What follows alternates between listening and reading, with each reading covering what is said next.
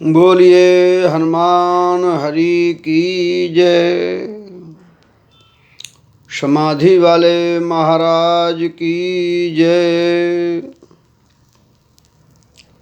श्री हनुमान सत्संग धाम श्री हरि अवतार दर्शन पीठ कृष्णा विहार ग्वालियर मध्य प्रदेश। भारतवर्ष की धरोहर हमारी संस्कृति और सभ्यता,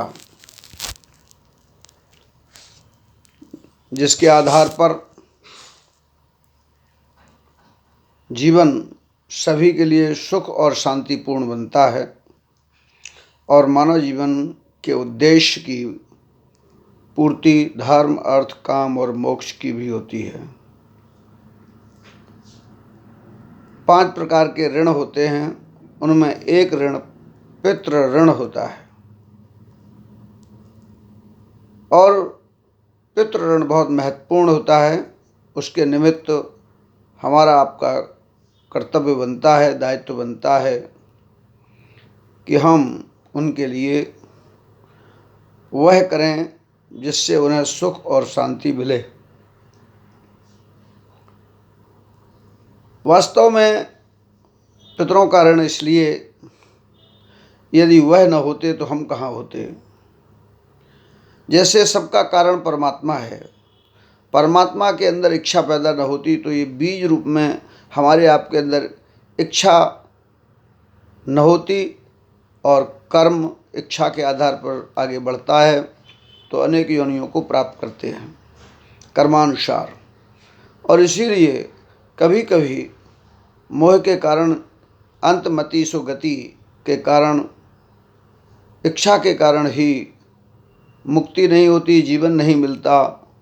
तब वे पितृ हमारे आपके अगर वे न होते तो हम कहाँ होते। इसलिए हमारा शरीर जो हमें मिला है ये हमारे पितरों की देन है। हम शरीर के माध्यम से ही, तुलसीदास जी ने भी जैसे लिखा है, माता सीता ने कहा जिय बिन देह नदी बिन बारी, तैसे ही नाथ पुरुष बिन नारी। अर्थात ये परस्पर एक दूसरे के लिए आवश्यक होते हैं। तो उनके कारण से ही हमारा आपका शरीर है, जिससे हम और आप भी धर्म अर्थ काम और मोक्ष को प्राप्त करते हैं, पुरुषार्थ कर पाते हैं। बिना देह के आत्मा जीवात्मा ये सब कैसे पुरुषार्थ करके कैसे परमात्मा को प्राप्त करेगी, कैसे शरणागति की ओर जाएगी। इसलिए इस शरीर का हमारे आपके का बहुत महत्वपूर्ण है। साधन धाम मोक्ष कर द्वारा जाए पाए परलोक समारा। किंतु इसके बाद भी एक मोह होता है। संसार में अगर कोई किसी से हारता है तो अपनी संतान से हारता है, बाकी से लड़ने के लिए तैयार रहता है। बड़ी विडंबना है, ये बड़ा संसार मोह का कारण है। इसलिए पितरों को भी अगला जन्म कभी कभी नहीं मिल पाता, मोक्ष नहीं हो पाती, तब उनका भटकना बड़ा कठिनाईपूर्ण है। शरीर रहता नहीं है, पुरुषार्थ कर नहीं सकते, लेकिन वो मोह अपने अपने वंश परंपरा के लिए ही तो रहता है। जो कुछ उन्होंने किया होगा पितरों ने, वह सब अपने अपने संतान की वृद्धि और विकास के लिए किया होगा। इसीलिए उसमें कोई ऐसा कर्म हो गया जिससे मोक्ष नहीं हुआ, और इसीलिए मुक्ति न होना, भटकाव रहना कठिनता ही है और दुखपूर्ण रहता है। इसीलिए हमारे भारतीय दर्शन में पितृ ऋण कहा गया है। हम उनके लिए कुछ कर पाएँ, इसके लिए बड़ा शोध किया हमारे ऋषियों मुनियों ने, और उसके लिए कर्मकांड की पद्धति हमारे वेद से चल रही है। ये कर्मकांड का विधान हमारे यहाँ मंत्रों में, वेद वैदिक मंत्रों से प्रारंभ है, पौराणिक में नहीं है केवल अकेला। जो है जो पुरखा हैं हमारे ब्रह्मा जी, सृष्टि के सृजनकर्ता, ऐसे ही पूर्वज और सब भी हैं। तो कहना हम ये चाहते हैं कि इसलिए भारतीय संस्कृति में आश्विन मास कृष्ण पक्ष में श्राद्ध कर्म का विधान है। वैसे तो गया कर्म करना और भी प्रारंभ से ही अपने जीवन को धर्म कर्म में रखना, जिससे कि मोह और आसक्ति न सताए और जीवन सफल हो जाए, मोक्ष को प्राप्त करे। अगर ऐसा नहीं कर पाए तो फिर जो है कर्मानुसार जन्म मिल जाता है। और अगर ऐसा भी न हो पाया और अगर भूत योनि को, प्रेत योनि को प्राप्त किया तो उनके लिए भी फिर मृतकर्म विधान है, जिसका वर्णन हमारे धर्मशास्त्रों में किया गया है। 18 पुराणों में गरुड़ पुराण भी है जो इस पद्धति को समझाता है। अर्थात कर्मकांड की पद्धति से भी हम और आप पितृ ऋण से मुक्त होना चाहते हैं। अगर उसके बाद भी अगर कोई आत्मा की तृप्ति नहीं हुई तो फिर उसके लिए और भी विधान हैं, श्राद्ध, त्रिपिंडी श्राद्ध आदि, नारायण बलि और पितृशांति के कई प्रयोग होते हैं। और ये नहीं होते कालसर्प योग के रूप में, ये पीढ़ी दर पीढ़ी भी ज्योतिष में भी लोग इसको देखते और परखते हैं। ज्योतिष पद्धति से भी यह भास करते हैं कि हमारे पूर्वज परेशान हैं, और वो कालसर्प योग, पितृशांति प्रयोग आदि के वर्णन भी हमारे धर्मशास्त्रों में हैं। उन्हीं में से आश्विन मास, कुंवार का महीना जिसे कहते हैं, उसमें श्राद्ध पक्ष आता है 16 दिन का। और वो 16 दिन का श्राद्ध 16 तिथियों में होता है।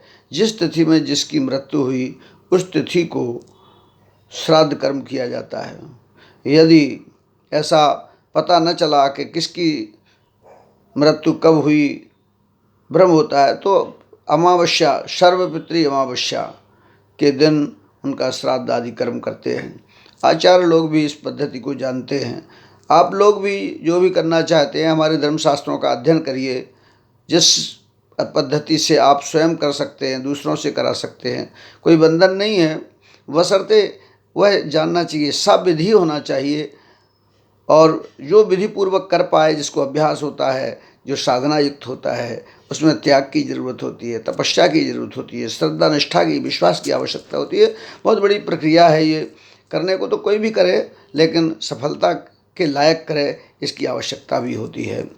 तो मैं कहना चाहता हूँ कि अभ्यास जिसको रोज का होता है, अभ्यासेन वैराग्यम, तब वैराग्यपूर्ण हो जाता है। जिस समय वो कर्मकांड को करता है उस समय भगवत स्वरूप में उसे जो है गोबर के स्वरूप में गणेश दिखते हैं, सिपाड़ी में देवता दिखते हैं, जैसे मंदिरों में पत्थर में, प्रतिमा में, मूर्ति में भगवान दिखते हैं। जैसे किसी मनुष्य ने कोई अच्छा कार्य किया तो उसमें ईश्वर देखते हैं, उसको अच्छा ईश्वरत्व में देखते हैं। बहुत बड़ा विज्ञान है, बहुत बड़ा दर्शन है ये। उसी के लिए प्रति माह भी हमारे यहाँ पितृकर्म के लिए अमावस्या का विधान भी है, वह भी किया जाता है। लेकिन कुंवार के महीने में ये 16 दिन का श्राद्ध कर्म होता है। गया भी कर आएँ तो भी उसके बाद भी पितृ कर्म करते रहना चाहिए। वहाँ केवल शांति कर्म के लिए है। कुछ लोग समझते हैं कि गया कर आए तो अब श्राद्ध की कोई आवश्यकता नहीं है। ऐसा नहीं है। ये लोगों ने, जिनको ज्ञान नहीं है और ज़बरदस्ती भ्रमित कर दिया है, और ये ऐसा नहीं होना चाहिए। दान धर्म त्याग सिखाता है। श्रद्धा निष्ठा और विश्वास से बुद्धि ठीक रहती है, समन्वय, सहजता, स्वाभाविकता की स्थिति बनी रहती है। ये बहुत बड़ा विज्ञान है, मैं कहना चाहता हूँ। इसीलिए श्री हनुमान सत्संग धाम का अपना एक स्थान हरिद्वार में है, एकादश रुद्रपीठ। यह एकादश रुद्रपीठ भारत मातापुरम में है। भारत मातापुरम भूपतवाला में स्थित है। हरिद्वार का एक क्षेत्र है भूपतवाला, उसी में भारत मातापुरम में एकादश रुद्रपीठ बना हुआ है। यह श्री हनुमान सत्संग धाम, श्री हरि अवतार दर्शन पीठ ग्वालियर का स्थान है। वहाँ पर सभी प्रकार की व्यवस्थाएं लोगों के लिए उपलब्ध रहती हैं। सामाजिक, धार्मिक, सांस्कृतिक, साहित्यिक अनेक कार्यक्रम एकादश रुद्रपीठ भारत मातापुरम हरिद्वार उत्तराखंड में चलते रहते हैं। उन्हीं में लोग पितृकर्म के लिए भी जाते हैं। और संस्थान उनके लिए जो भी बनता है सहयोग कर पाता है। सेवार्थ अनेक कार्य चलते रहते हैं। सर्वपितृ अमावस्या के दिन भी लोग वहाँ पहुँचते हैं और वहाँ पर आचार्यों की भी व्यवस्था रहती है। आचार्य लोग सविधि जो है पितृ शांति के प्रयोग भी कराते हैं तथा इसी बीच में जैसे किसी की मृत्यु तृतीया को हुई लेकिन दाग चतुर्थी में लगाया गया है तो उसका श्राद्ध चतुर्थी को होगा, भले ही उसकी मृत्यु तृतीया को हुई है। अग्नि संस्कार जिस समय होता है वो उसका तिथि मानी जाती है। और जैसा कि हमने बताया कि अगर ज्ञान नहीं है तो फिर इसके लिए सर्वपितृ अमावस्या को श्राद्ध कर्म करते हैं, उसकी अपनी पद्धति है। और हरिद्वार में भी गंगा मैया के तट पर सभी प्रकार के प्रयोग आचार्य लोग करवा देते हैं। मैं सबसे निवेदन करता हूँ, अगर जिन भक्तों को अपने पितृ शांति प्रयोग के लिए, अपने कर्मकांड के लिए हरिद्वार अगर उनका आना हो रहा है तो यह आपका स्थान एकादश रुद्रपीठ भारत मातापुरम हरिद्वार उत्तराखंड में है। मैं भी वहाँ उपस्थित रहूँगा अमावस्या पर। और अवश्य हमारा मोबाइल नंबर भी है 98-270 71-71-6 9827071716 पर संपर्क भी कर सकते हैं। बहुत बहुत बधाई, बहुत बहुत शुभकामनाएं।